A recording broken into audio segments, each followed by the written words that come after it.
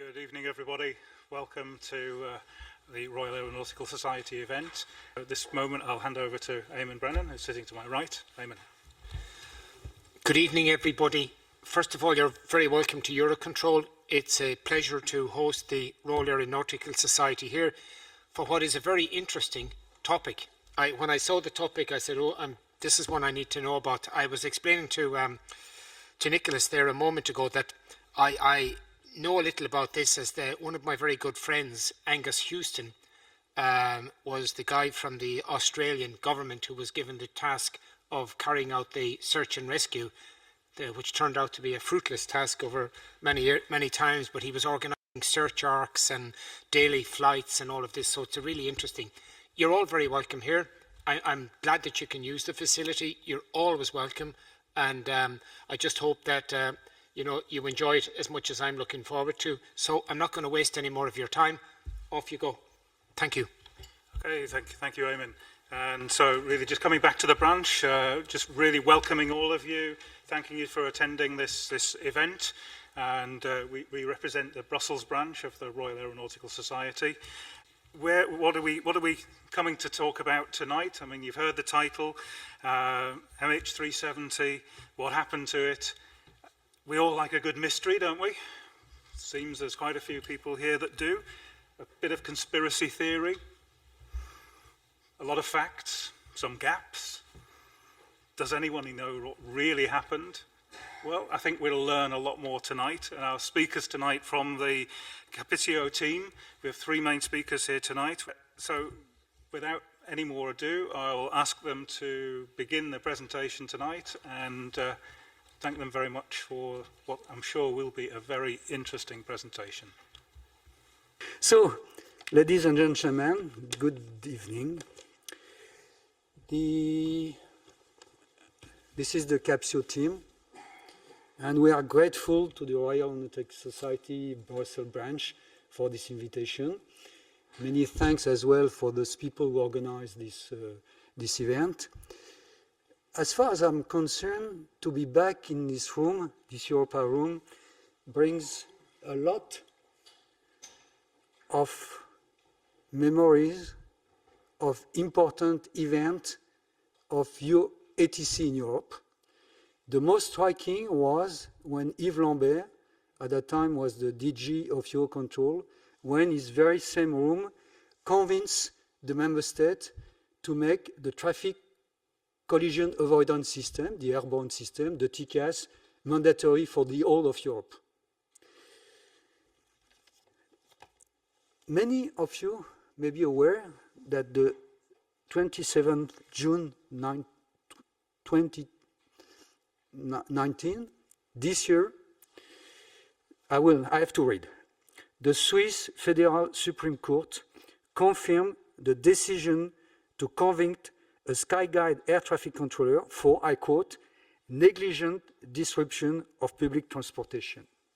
Safety was not at stake because in ATC, the defense for the safety is made by a succession of layers, the controller being an important one, one link in the chain.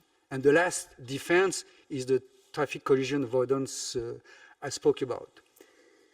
This decision has triggered a lot of reaction, especially about the so-called just culture.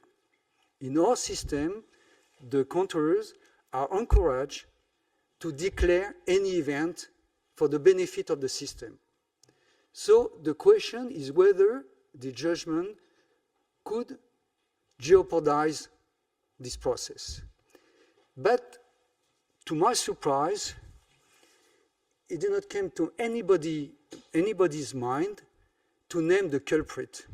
Because the culprit, I'm not going to get into the detail of the event, but the culprit is the very inefficient air-ground communication in ATC we are so used to. I remember 20 years ago, a friend of mine, Richard Lalande, who was the creator of the French mobile company SFR, once visited the experiment center in Bretigny. And he was baffled. And I repeat, he was baffled to see that there's no edification of the speaker. What's the connection with the MH370? At first, or maybe later on, for the disappearance of the MH370, the Malaysian and the Vietnamese controller have been blamed. And even the DGCA, the Director General of Civil Aviation of Malaysia, decided to resign because he thought that the controller made a mistake. Jean-Luc is going to demonstrate to you that the trajectory, as far as we know, and there is a lot of information available, despite people may think, of the MH370, which took advantage of all the shortcomings of the civilian and military air traffic control, procedure, process, and system, not only in Malaysia, but all over the world. If, as a result of that, us believe that the trajectory has been piloted. This is not an accident. It cannot be an accident when you look at the trajectory that Jean-Luc is going to present to you. Why not consider that the aircraft, we don't know whom was actually piloting the aircraft, was piloted until the very end, and then RAeS is going to demonstrate, and is going to, first time that he's going to present his work, that very likely, at the very end is a ditching. From these two elements, and there are many elements that we have no time today to explain, we come up with an alternate route from the one which has been computed by the Australian Transport Safety Board. And the trajectory computed by the air traffic, the Australian Transport Safety Board led to 3 very expensive, non-successful searches. So we think that eventually the wreck will be discovered near Christmas Island. It's only 6,000 meters. A piece of cake now to find it. But in the meantime, I believe that the disappearance of the MH370 should be a school case to advocate for a safe and secure air-ground data link ATC has been looking for many years. And I will come back to this issue during the conclusion. And now I will give the floor to Jean-Luc Marchand, and I would like to warn the audience with the work that Philippe Gasser, Jean-Luc Marchand, with the support of Michel, did. Jean-Luc, you could speak for 3 or 2 hours? 3. So today, the challenge is going to do it in 20 minutes. So you better fasten your seatbelt. Now, the question is, was ATC deliberately misled? To look at this question, we'll have to do some analysis, and I will present you what we think could bring some elements to answer this question later on. So first, I would recall what happened that day. And what happened that day is this. Malaysian 370, request level. 370, we are ready, requesting flight level 350 to base. 370, 3 to right of takeoff. Right. Right, Captain Malaysia 37, thank you. Malaysian 370, Lampu radar, good morning, climb flight level 250. Morning, level 250, Malaysian 370. Malaysian 370, climb flight level 350. Climb level 350, Malaysian 370. Malaysian 370, maintaining level 350. Malaysian 370. Malaysian 370, contact Ho Chi Minh 120.9. Good night. Good night, Malaysian 370.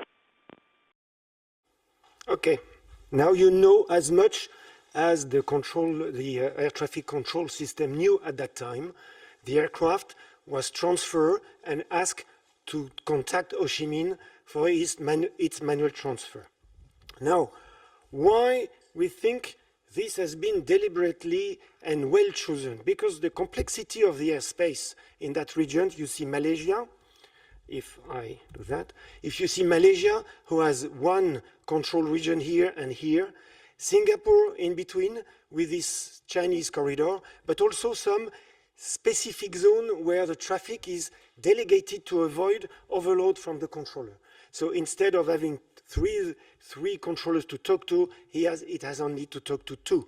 So this area is really of interest for us because that's where the aircraft passed by. Now, if we look carefully, the flight plan of the aircraft was going to Beijing. So as we just saw, the aircraft arrived to Igari, the transfer point. But here, it's kind of a zone where the controller used to be, let's say, were not used to a few years ago because the delegation happened only recently. So in its mind, in peacetime, at 1 o'clock in the evening or in the morning, the aircraft was out of his mind. So suddenly, it disappeared. So there, the air traffic controller, in his mind in Kuala Lumpur, forgot about the aircraft. He was busy with 4 aircraft in the southeast, 200 nautical miles southeast of this point. So he was not looking at the screen at that area. The Ho Chi Minh guy said after 17 minutes, hey, Kuala Lumpur, where is your aircraft? And they discovered actually he never called Ho Chi Minh. And where was it? So they requested some information from the airline operation center who gave them an erroneous information based on an old system on a prediction, with a false prediction, and the airline said it's still in the China Sea. So for them, the idea was to say 4 hours later, not the idea, but the trigger was 4 hours later to say, let's start the search and rescue, where? On the continuation of the flight plan, because that's the only information they had at that time, and because the aircraft never declared any emergency, which is an important point of the system. The system reacts only if the aircraft is saying, I'm in emergency. Here, no declaration, so for them, they have to look in the flight plan. So, at that stage, what was known? The flight plan from Kuala Lumpur to Beijing. It followed the clearance of the ATC during the 42 first minute at the vertical until the vertical of the transfer point. Then it disappeared from the secondary radar spot and the ADS-B data. Malaysia, Vietnam, and Thailand saw the aircraft and then saw it disappearing. But they didn't pay attention because Malaysia was forgetting the flight it was transferred for him. Vietnam and Thailand was not in control. So they had no reason to worry about. And more out of it, no emergency was declared. So, normal flight, and so it was like a normal flight losing some communication or having some just communication problem. Now, later on, what we got is Malaysian radar information. It took some time for them to filter, extract the correct data, and we'll see why in a moment. We got the Inmarsat Data, which is a famous link with the satellite and the telecom, but 7 days later, because this signal needs to be fetched out of their database, because these signals are just for monitoring how good is the network and how good it works, but not for operational issues. And almost 1 year and a half later, some debris were recovered. Now, about the military radar data, you will see that actually the large red line here is the initial 42 minutes of the flight. And here the system has well identified here the MH370. But then the aircraft came back. So the system could not know that this aircraft, or these segments here, were actually the aircraft. So it took some days to understand visually, to analyze that actually that's the path back, and the way back. And you see that the system on that day, at that minute, understood this segment as a different aircraft, P1778, and then with a number, because he didn't know what was this echoes, the pings coming back. He had no way to say it's Malaysian turning back.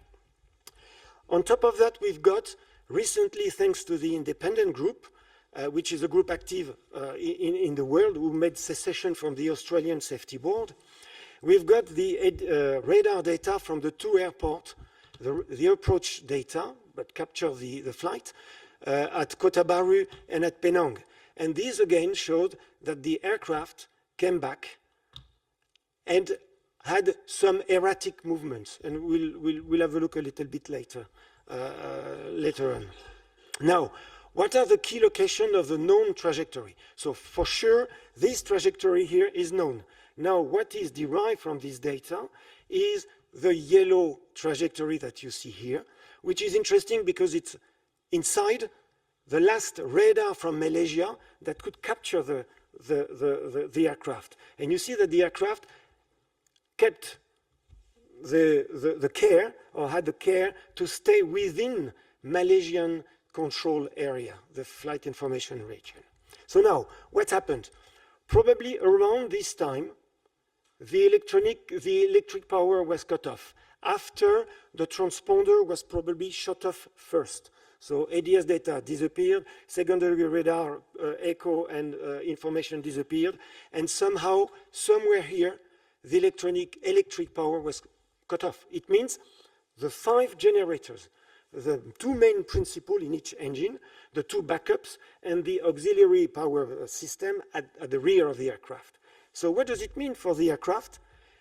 To fly on the only possible source of power, which is the RAM, which is a windmill deployed because there is no electricity, and it's giving the minimum room of power necessary to fly the aircraft. As an example, recently on the 20th of December last year, a LATAM going from Sao Paulo to London got a power outage completely because of the management of electricity, and it flew back to, I forgot the name of the city, 19 nautical miles north of it, on the Rat. So it's possible. And nobody was injured, and he could land globally safely. So we think at that stage that the pilot becomes thus a manual pilot. No FMS, no automation.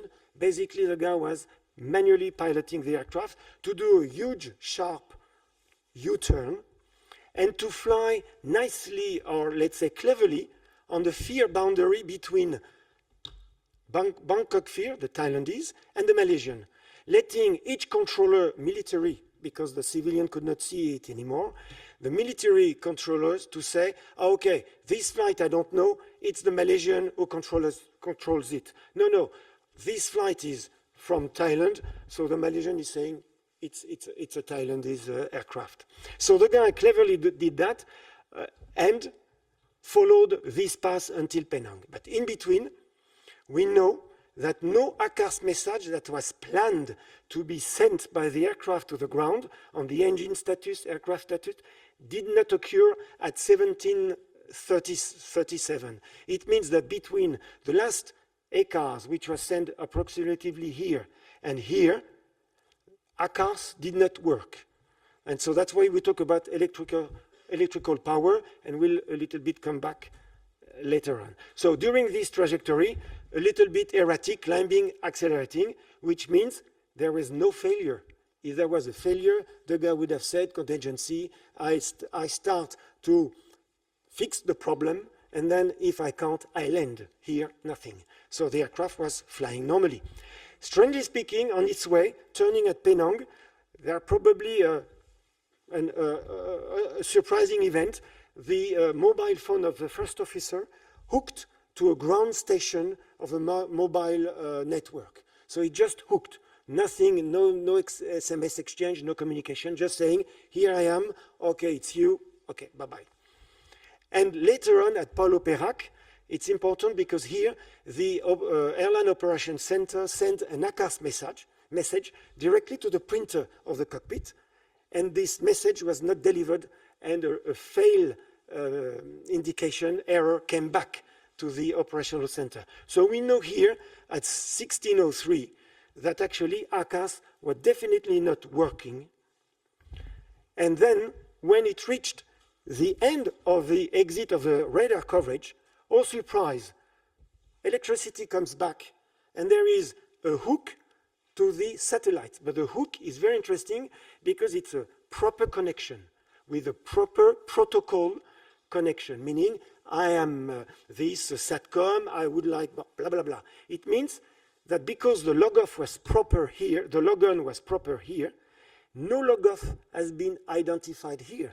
It means that it has been a hard logoff, which means no power. So electricity was cut off. Okay, so that's why we derive this. So why? Because in the cockpit or in the electronic bay, there is no way to disconnect individually this box, which is a SATCOM, exchanging via the antenna to the Inmarsat satellite. When you put back the electricity, by necessity, this comes alive again. You can't do it. If you need to get back some functions on the cockpit, you need to have that basically powered on again, which is something they obviously didn't know. So, so then, again, the flight could be more automatically and navigating with the LNAV capabilities. So, talking quickly about the radar coverage, as I said, it stayed in Malaysian coverage.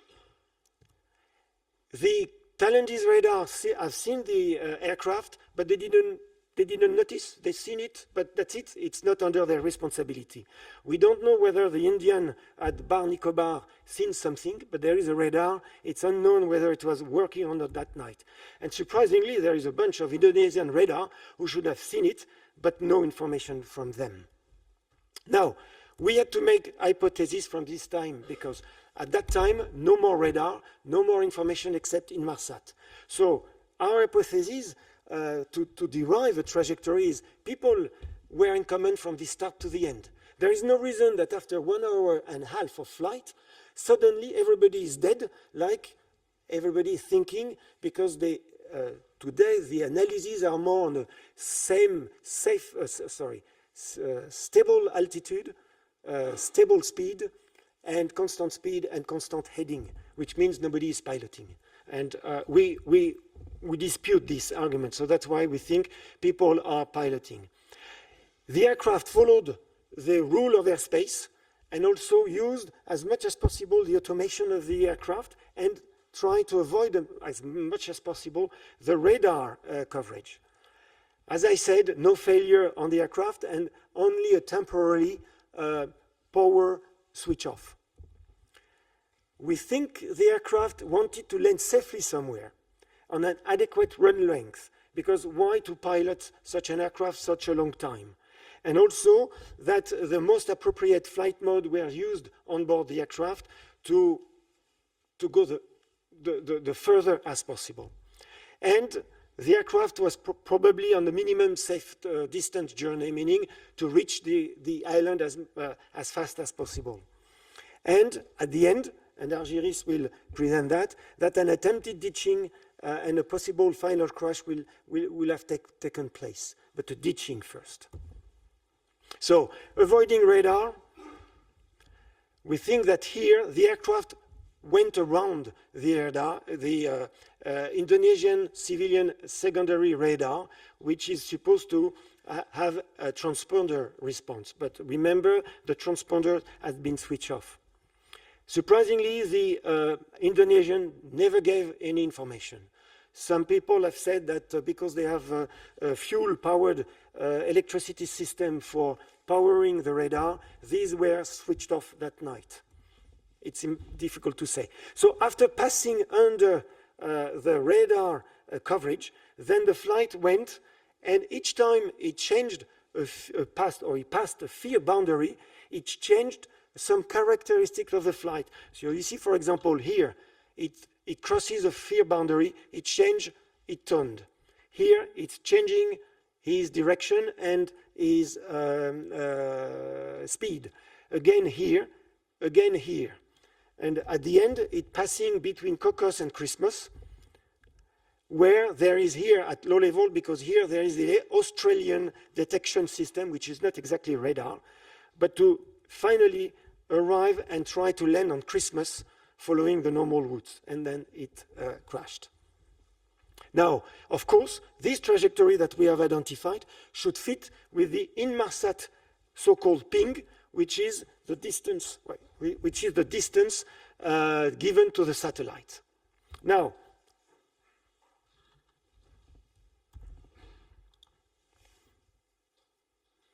if you look, we have done some inquiry. This is the record of the traffic at that time. So you see here the Malaysian, and then you will see it disappear. That's why it became in black.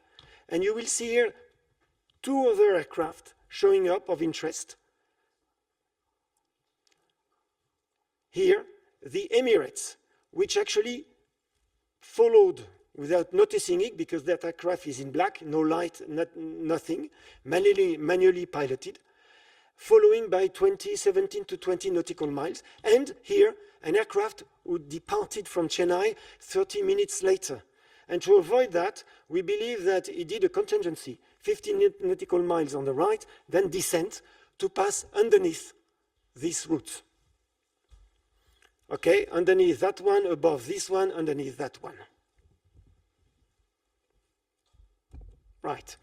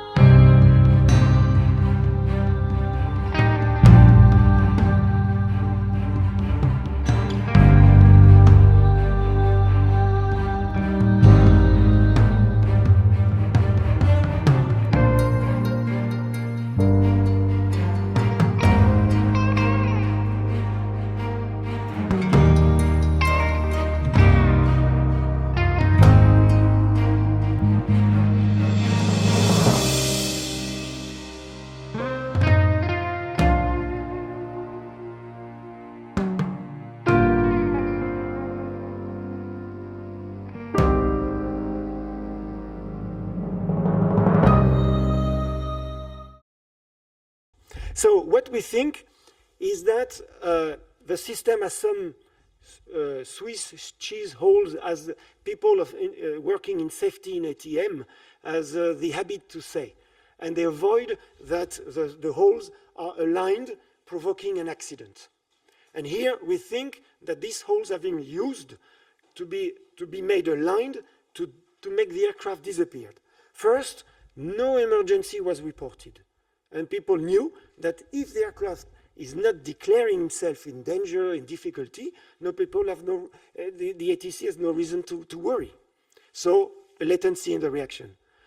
The disappearance could have been seen as a usual temporary problem on COM, as it exists, and probably today 1 or 2 aircraft in the world have a transponder, a comm system failing. The lack of reaction of the civilian and military ATC. When you look at the report, the controller was saying, well, I was busy on the right southeast with 4 aircraft. I didn't see that something was coming back, especially without a label. And the military people, ATC, said, well, we've seen that, but we didn't think it was threatening Malaysia, so we didn't react. And as I said, they probably thought it was Thailandese aircraft. The transfer between fears is totally manually, depends on the aircraft again. ATC is completely tied up with the fact that the aircraft complies or not. If the aircraft doesn't comply, the ATC can't do much at that stage. And then the surveillance and comm system and processes are outdated. We have seen that with the radar, impossible to get information directly from the radar, and the comm on VHS, and the difficult to communicate and to wait the aircraft to declare itself. And finally, the fact that the AOC was predicting the flight, saying during 30 minutes, yes, the flight is on the sea, China Sea, where it was not. So we think that ATC has been deliberately misled. Now, coming back to the debris, and we'll finish on that, you know that later on, few debris have been recovered. So here is a schematic of the aircraft, but only I would draw your attention, you will probably have the slides later on, only 3 have been officially recognized and identified as part of the aircraft. The right flaperon, the right outboard flap, and the left outboard flap. The others are highly, almost certain, but not sure. Only 3. So talking about this, we concentrated a study on the drift of one of the elements, the flaperon, because it was the first one, a large piece, which has been recovered in the Réunion. So you have the schematic and its place. It's a piece which is as a flap, but shorter because of the flux of the flow of air of the engine. So this has been recovered, and you see here very interesting elements, barnacles, which are shells recovered after the time he passed to the in the sea. This led to some studies on the drift, and people were saying, okay, we know where it landed in l'île de la Réunion, and all the studies so far have been backwards, saying from that, can we derive a place around this arc, which is the last arc, the last ping of Inmarsat. And this led to unsuccessful searches. So, taking care of all the meteo events, we did a study. So, just let me, voila. Sorry. Voila. We did a study starting from the point that we knew, which is where we thought the aircraft crashed, and we did a forward projection, modelizing the drift of the flaperon because of the water current, but also on the wind. And because of that, we confirmed that our trajectory is as plausible as the others, and this study is as good or as bad as the other. It cannot be a discriminating factor. Last element on that, for the barnacles, which is interesting, is that these barnacles have grew up in warm waters, and if you have seen in the picture, the trajectory of the drift stayed in the warm water. And I will stay there because actually RAeS is looking at the flaperon in a different way. I guess you've seen, and that's the reason why for us it's a unique opportunity to make this presentation, that what is unique in our work is our knowledge of ATC organization, structure, and so on. And I think this is unique. As far as we know, there is no other study who has used this knowledge of ATC. That's the first point. And now before giving the floor to RAeS, what he's going to present to you is the first time he's presenting this work. And once again, it's going to be in 15 minutes, but it's a very top of the iceberg of a lot of modeling, simulation, and knowledge of RAeS. So it's as I said, a very short summary and the wealth of modeling simulation which is behind this presentation. This was extensively analyzed from the French authorities, the Délégation Générale de l'Armement, and they produce reports with the excellent work they have done. And in there, they speculate that what is missing, I don't know, the pointer doesn't show, but maybe a little bit. The green part that you see there, which is missing from the flaperon, it was probably broken off because of ditching, because of interaction with water. But they also say that this is the best suggestion they can do from the engineering judgment behind the findings, but they could not produce any analysis or simulation to support this. And this is where we came, because we taking their reports and study them, and getting information from a digital 777 model that we have, we managed to create a model of the flaperon out of the CAD data, and then proceed to some basic analysis. Here is the basic parts of what we did. First of all, we created a model with a finite element method, standard for structural analysis, for the flaperon. And then we used the very advanced innovative particle method, the smooth particle hydrodynamics method, which is adapted for splash. And that is the way to model the seawater. And then we went to study controlled ditching scenarios where the flaperon is scooping the water in two basic ways, a rigid body mode and an elastic mode. Rigid body so that we can get the maximum that we could get force out of the water to see if it is high enough to provoke potentially trouble, and then elastic mode to see if this trouble that it might provoke can lead into fracture. So here you have some animations where you can see the flaperon in scooping mode, in the ditching mode. You can see the water, how it is pushed out, the particles. Very advanced simulation technology. And if we take the pressures that are applied in this rigid model and translate them into bending moments and shear forces around the area where the part was broken off, the trailing edge of the flaperon, then we will see that if it was to satisfy equilibrium, it will need huge internal stresses which no material can support.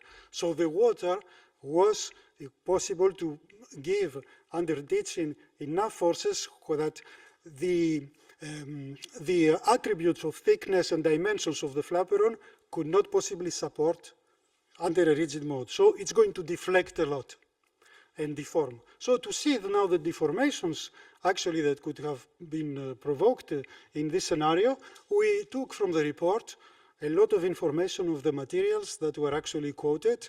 And for example, the composite fabrics that make the skin with the number of plies, they are given inside, the honeycomb that is inside for differential bending, the metal that makes the attachments, the monocoque that makes the leading edge and the ribs and spars, all that, we put them into the model.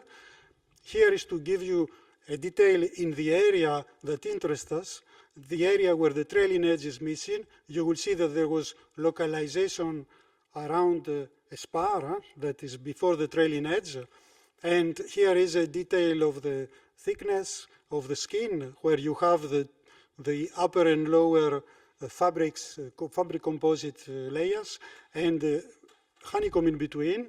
This is not a good magnification, but just to show you that we followed exactly the report on how many plies and what thicknesses, and from the code we could have the material properties. So we set up models, and here what we see, if we do now the elastic calculation with ditching, we see that indeed we have localization around the spar, and the trailing edge can break off. And to be sure, of course, I over condensed now. Many calculations were done, and the models were changed. The model was refined. The properties were made as sophisticated as possible, and we always get the same result, which is a localization and a fracture in the lower surface, which immediately spars on the top surface around the spar, and then the trailing edge eventually will break off. So what we see is that indeed the part that is missing, as the report speculated, we see through simulation that it is possible to actually be broken off from ditching. And more than that, you can see here in the picture screws, fasteners, and we know fasteners are stress concentrators. So indeed, it is very possible that a fracture could have localized around the fasteners, continuing the lower edge, and then turn into bending and break off completely. But there is another also alternative that was in the report, where it says that we believe it was ditching, but if it wasn't ditching, if it was broken off when the aircraft was flying, then it would have fallen because of the position of the center of gravity and the aerodynamic properties. It would have fallen head-on, and you would have had excessive damage in the leading edge. Again, that was given in one line as that it's probably very improbable that it happened. So we thought to look into that as well.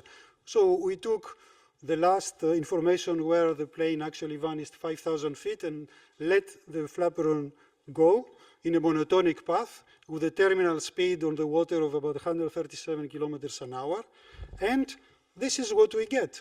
With the same model, we get it splashing in the water, and you see damage in the leading edge, just like the way the report speculated. And you can see here the comparison. This is what they discovered. This is the debris that was recovered in the Ile de Réunion, and this is the damage we see. So it looks unlikely, at least with such a scenario, to be a free fall, but more a ditching. So we could say, for conclusions, that the two scenarios that appear in the report, the free fall, leading edge damage due to water surface heat, and the damage is incompatible with what was recovered, because there we don't really see damage. We see at most two cracks, but not the destruction of the leading edge. While with aircraft ditching, we have the trailing edge failure, which does not appear when you do the free fall. Everything is intact except the leading edge. While with ditching, it's the trailing edge that is chopped off spectacularly every time, so this is more realistic. But having said that now, okay, the trailing edge can fail in ditching. But this is the Flaperon on its own. The Flaperon is on the aircraft, so how did the water get to the Flaperon? So this is where we are looking also in other type of analysis, like looking at the complete ditching scenario with the aircraft. And there are many ditching scenarios, as you can see. The controlled one that we mostly speculate, but there could be another one where if the wing touches, you can see you have large turns. And there is many other scenarios as well that can appear. That's why for the current and future directions, we are looking to the most plausible scenarios, knowing that the sea was not absolutely calm. We have information on the waves that we can put. So this is for, let's say, we have to have a rigid model that represents properly the scenarios that are most likely for ditching. But many scenarios, of course, will lead in the break of the aircraft. And there is a huge challenge to be able to simulate the same thing with an efficient, simple, breakable model so that we can have a much more realistic situation. And more than that, even if we have the scenario where the water actually comes to large quantities to the Flaperon to create the failure that we see, we know the Flaperon came off the aircraft. So what is the ditching enough to break off completely the Flaperon from the aircraft? Or there could be some other also extra event. And for that, we plan to analyze the attachments, which we know very well from the report how they look after failure. We have in the company where I work for enough information to analyze and find what loads could break a structure in a particular way. And that will be very interesting because we can compare after with the forces we get from hydrodynamic or for impact. Maybe, as you can see there, the engines came off or whatever. So we are very excited with all this. Then you've seen something which has, this work has not been done by anybody else, this kind of simulation. So where are we now? As I said, and as Jean-Luc said, the Australian Transport Safety Board was in charge of the search of the wreck. They came up with a trajectory going to the south with a non-piloted aircraft staying at level 300. And at the very end, with a lack of fuel, then the aircraft went into the water. Us, we have a more plausible trajectory where the aircraft trying to avoid the primary radar from Indonesia went around Indonesia, and the very end was at this low level. And what RAeS is trying to demonstrate, that's a ditching. This is not possible from the flaperon, that the flaperon has been broken from very high, otherwise it won't be this way. So that's the reason why we think that we have a plausible trajectory, and hopefully one day we'll take into this consideration this trajectory to trying to find a wreck. But more than that, as a result of whether this disappearance could happen again, and after the disappearance, the International Civil Organization has mandated the so-called Global Aeronautical Distress and Safety System. And a company named RAeS has put on the satellite from Iridium, a new generation of satellite, a system which is called ADS-B, because in ATC we like acronyms that nobody understands, which means that the aircraft is sending this information, broadcasting this information. And RAeS is pretending that the disappearance of the MH370 will never happen again. This is not correct, because in any case, if in purpose or by error, the pilot is cutting the so-called transponder, the aircraft will disappear. Another issue, the so-called ADS-B, this broadcast, is that something in 10 years ago, this was not of a concern, but now is a real concern. This system is very fragile against cyber attacks. So I very doubt that this system could be the unique means of navigation. I'm not going to tell you the whole story from the ICAO concept in the 70s of the saga of the data link. I will name only two. When INLEMS in the FAA had this very ambitious NAS plan, it was 10 billion for 10 years. In 1981, the goal was to have a full data link for 1995. The predecessor of CESAR, which has named SESAM, in fact, the first name was Deploy. And it was the idea of Lionel von Berger to deploy the data link. Nowadays, both NextGen in the States and CESAR, I'm looking at you, are still fostering this development. And I think for those who read the report of the Wiseman Group, to implement the so-called digital European sky with this new idea of ATM data service provider, the data link is the cornerstone. Whether it's possible to speed up, have a proposal, why not try to use this new system, the satellite internet called Starlink or OneWeb? They are American system, but why not, like the GPS in the past? And maybe one day Europe could develop its own satellite-based internet system.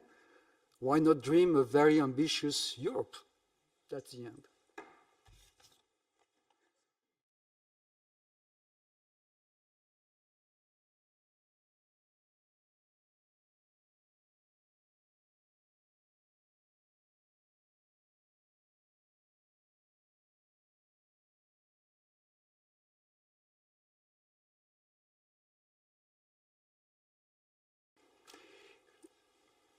We think, as we said, that the aircraft has been piloted.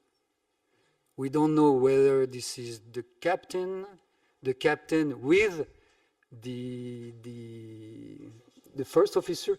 And by the way, since you have been interviewed by Richard Quest, he wrote one of the best book on this, and by, I don't have chance, he flew 2 weeks before with Malaysian Airlines at the time of the second officer was on his last flight before. So and whether there was somebody else in the cockpit, we don't know. Jean-Luc said that it has been planned to do the kind of flying with only the RAM means that you have to be a seasoned pilot or even more. So this has been planned. So we don't know the answer to your question. We have 3 hypotheses. The first one is the pilot. With the co-pilot, we don't know. Second one is external people piloting the aircraft or external people threatening the pilot.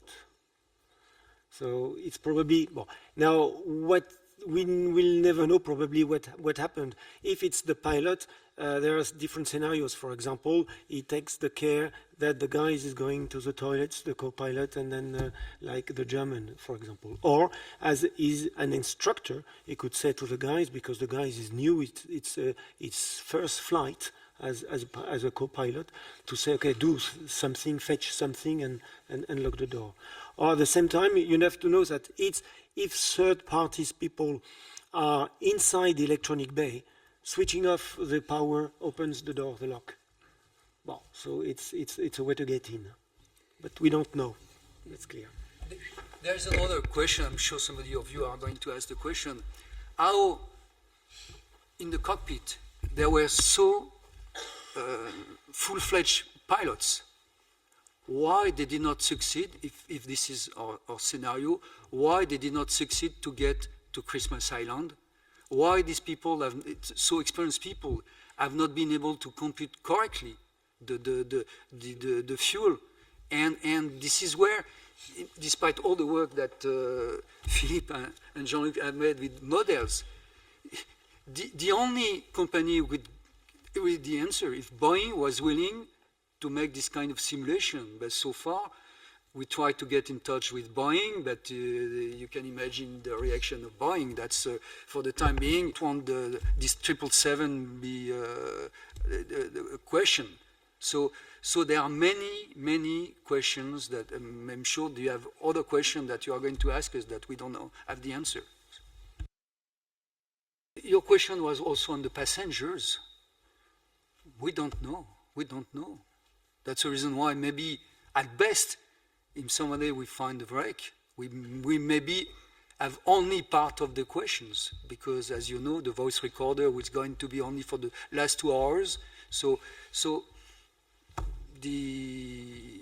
maybe the other.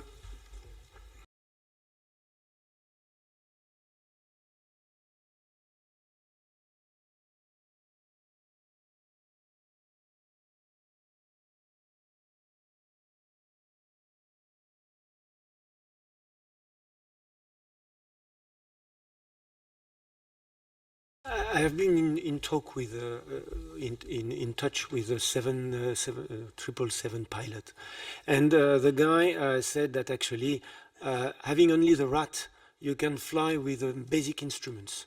So Either you enter geographical data in the navigation system, which is minimalist, so you enter points, waypoints. Either you do it manually by the VOR.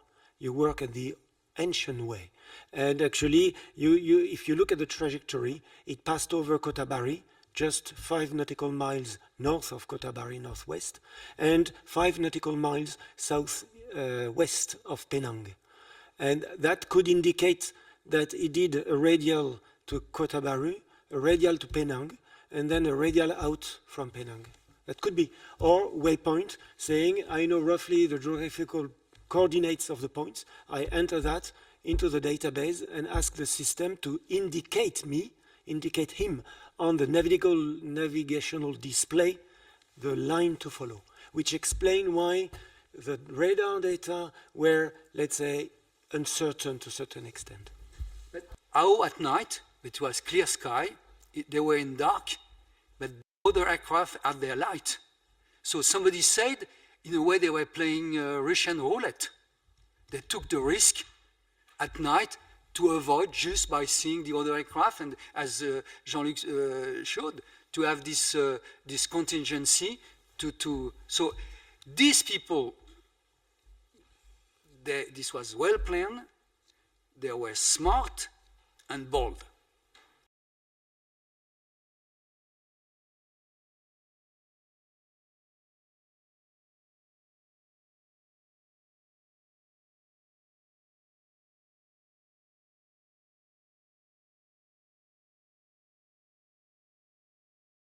In our trajectory, the distance is exactly the same between Kuala Lumpur and Beijing and Kuala Lumpur to Christmas Island.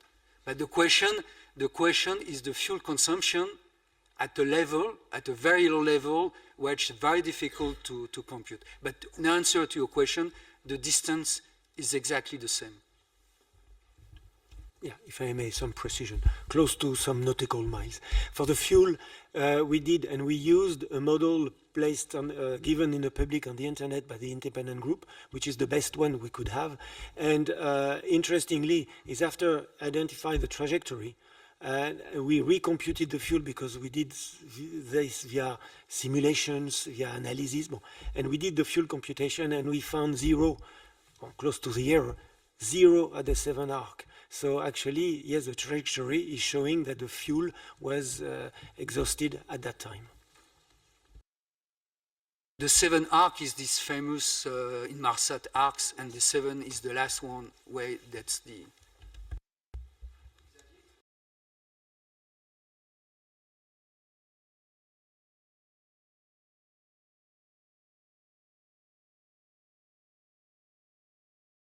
You're correct. Actually, if you read the report, the manifest of the aircraft is saying the right engine is consuming 1.5 tons per hour of flight, which is ridiculous.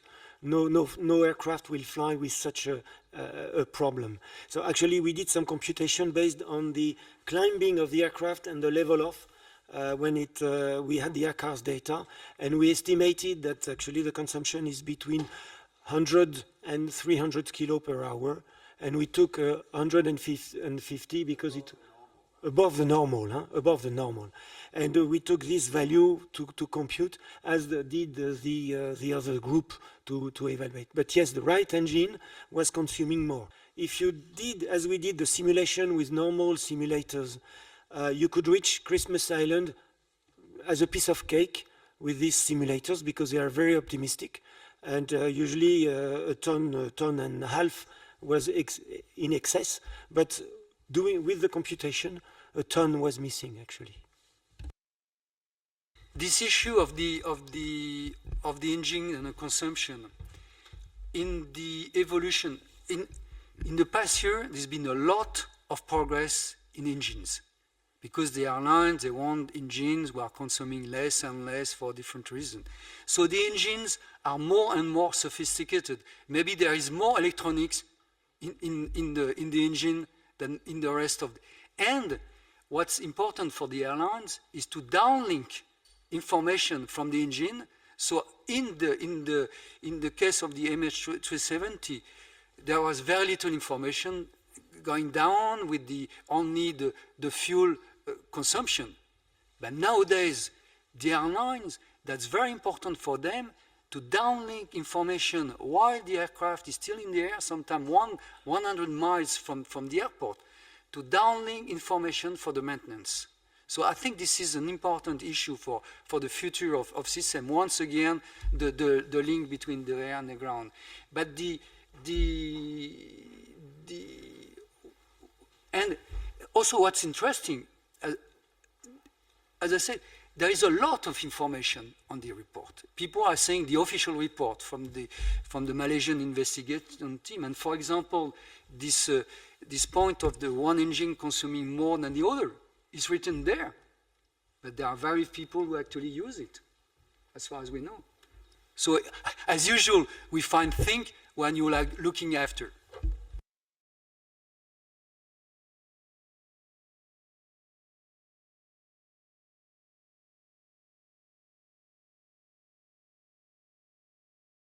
Be aware that when they probably put the electricity back was to navigate properly, but not to be seen from the others. So the TCAS, the transponder, was not working. Well, switched on.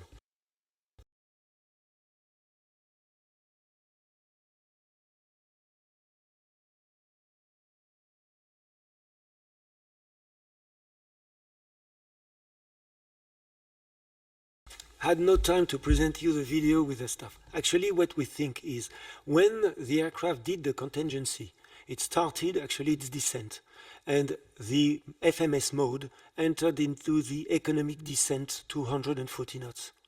Thus, it kept the IS constant, the set point, constant at 240, which means that while descending, this constant speed is not actually for everybody, it's not a constant speed. It's an indicator, but as the aircraft is descending, the speed is getting lower, right? And it's not 240.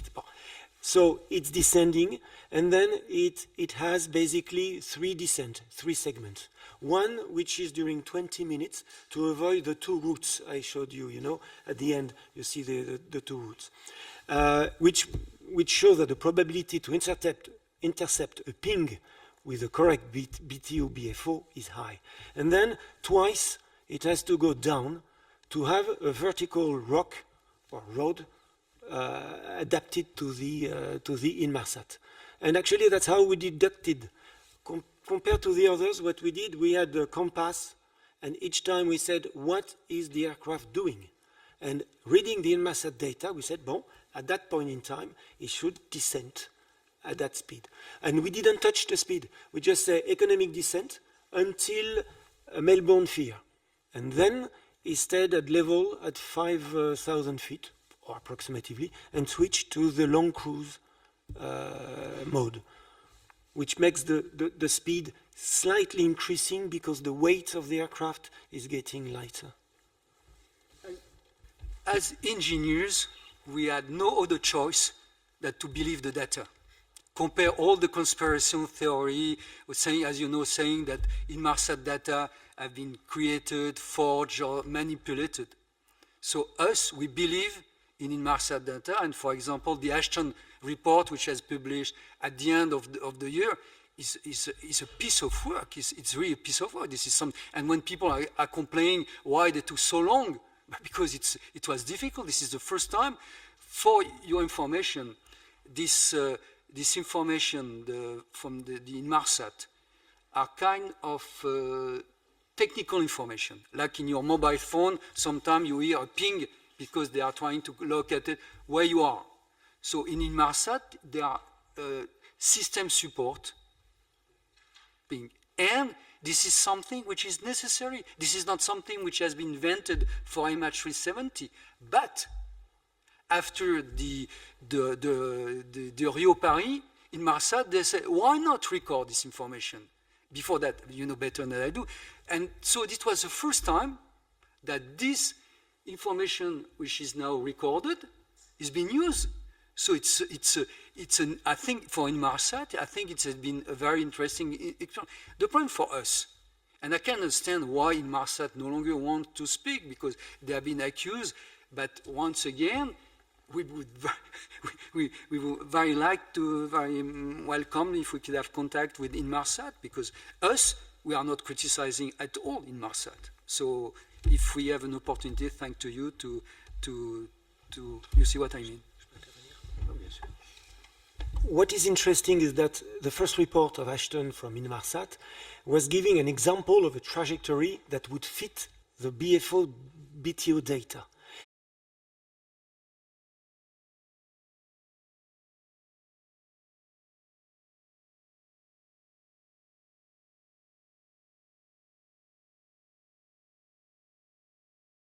The Chris Ashton paper, this direct flight is an example, and it's even written, there are thousands of other trajectories possible. But what we are adding is our knowledge of Earth. So the trajectory is one of the many possible trajectories which had fit Ashton computation. But what we are adding to that is our knowledge, as Jean-Luc said, of the air traffic structure. But you're right, and there are other studies on statistics and that, but what is surprising for us, this is only a one hypothesis, this trajectory. There has been 3 very expensive, non-successful search. I think in any kind of scientific process, if you come with a result which is wrong, you may challenge the hypothesis. And this is one of many things we don't understand, why they did not challenge the hypothesis in the first place.